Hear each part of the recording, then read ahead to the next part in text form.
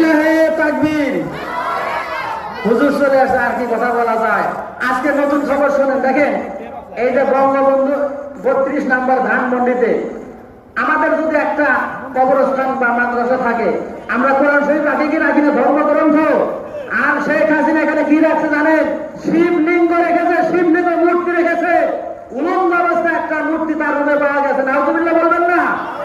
একজন মুসলমানের সন্তান হয়ে কিভাবে ওখানে শিবলিঙ্গ রাখলো? তার মানে বোঝা গেল যে উনি মুসলমান না। যারা অবলিক করে ওরা মুসলমানের সবাই হিন্দু।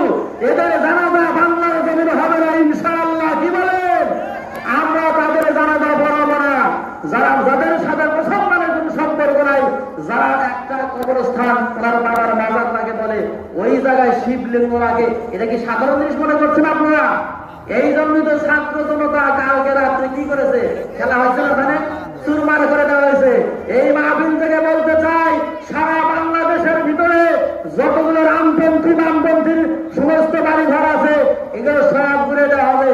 কারণ আমার আপনার জনগণের 16 কোটি টাকা দেওয়া হয়েছে।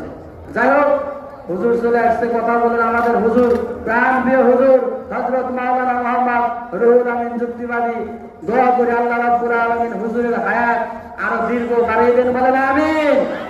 আমাদের মাঝে হুজুর আরো দীর্ঘদিন বেঁচে থাক, বলেন আমিন।